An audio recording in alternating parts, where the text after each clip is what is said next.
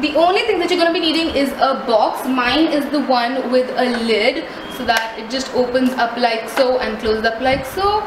Easy. Then you're going to be needing felt paper. Mine is the one which is pretty printed with glitter, and it looks just so beautiful, and it's like a big one. I got this for about like 20 bucks per sheet, and I have 3 of them with me. That was really cheap. And the box, you know, you can take any old sweet box, because these are like available so widely in India. That's really easy. Then you're going to be needing rulers, ruler or scale, or okay, it's not coming in my hand. You're going to be needing a scale. This is for like 2 rupees or something like that, nothing more. Then you're going to be needing a pencil, again very affordable. And then you're going to be needing your cutter, or you can even use a scissor, whatever you are comfortable with working on. This costs about like 20-30 bucks, not more than that. So we're going to be starting with the project now. You want to start by measuring the insides of the box. Mine is about 14 centimeters. So the scale doesn't fit because it's a 15 centimeter scale. So it's 14 centimeters. Next, what I'm going to do is that I'm going to take my sheet and I am just going to open it up. And I'm going to take one sheet and I'm going to let all the other one go to hell for a while. And I'm going to take one sheet like so, and I am going to mark 14 centimeters, like just on the width, and I'm going to cut the length, whatever the length of the sheet is. So I'm just going to take my scale and I'm going to mark 14 centimeters.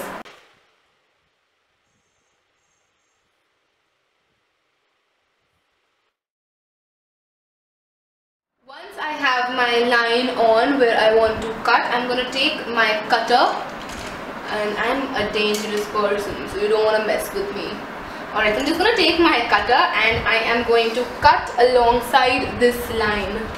This is a very sharp cutter, so you want to be extremely careful with it. You can use a scissors if you are not comfortable with cutters. So now that I have my 14 centimeter width and the length of whatever the paper is, I am just going to roll it from the opposite side so that the print is above.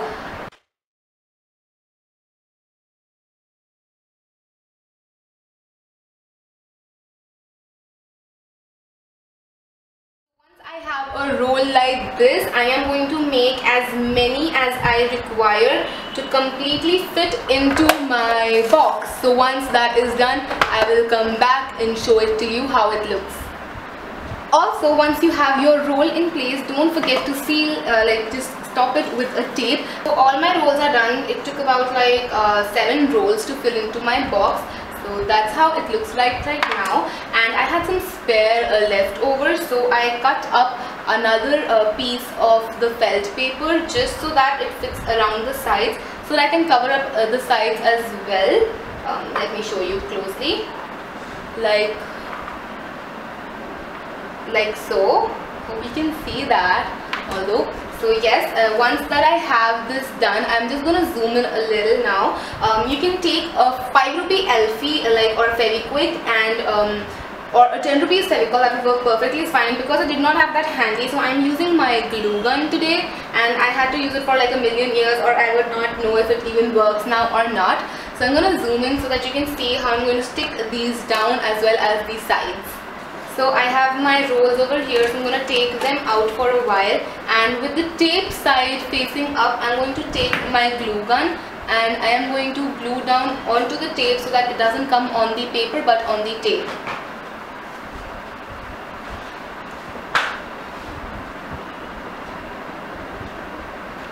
And then I'm just going to stick it down to the box.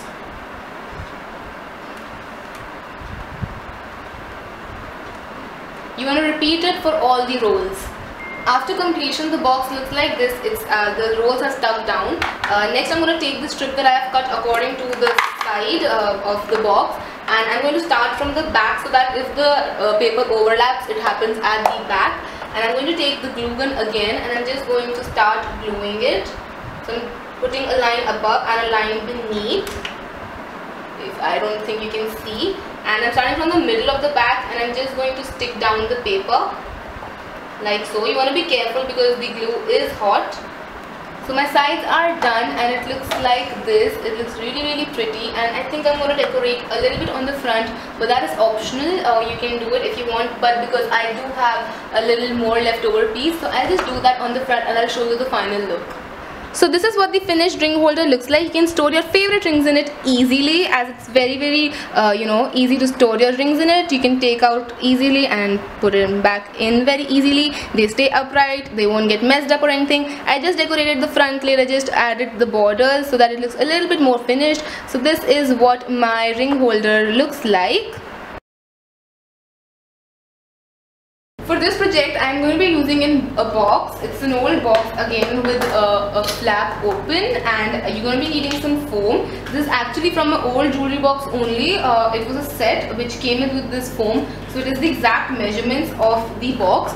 So you can easily find it anywhere that you want for very cheap rates. So you just want to take a foam and cut it according to the box measurements. Then you're going to be needing a ruler and pencil, scissors or a sharp cutter, whatever you prefer, and some net cloth. And this is easily and cheaply available almost everywhere. So you're going to be a color of any preference that you have, and a Fevicol, Fevikwik or a glue gun, whatever you have handy. First thing that I'm going to do is that I'm going to lay out my net cloth on the floor or any surface that you are working on, and I'm going to take out this foam.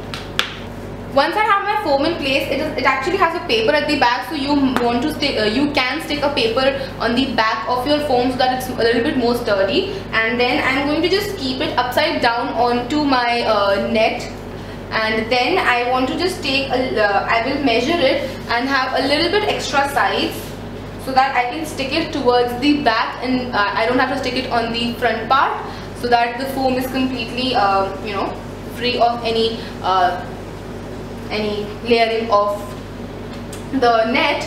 So I'm just going to measure it, and I'm going to draw my lines where I want to cut my foam, the net, sorry.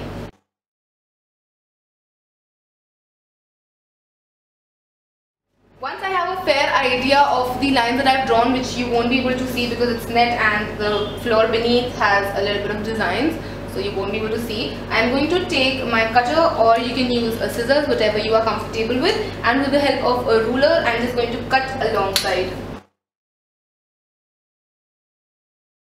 Once I have cut out my piece of net and I have it ready, what I'm going to do is that I'm going to take my glue gun, or you can take whatever that you are using, and I'm going to glue it down to the sides so that I can use it as like a cover. If you have ever wrapped presents or anything, you would know this trick. So I'm just going to glue down the sides.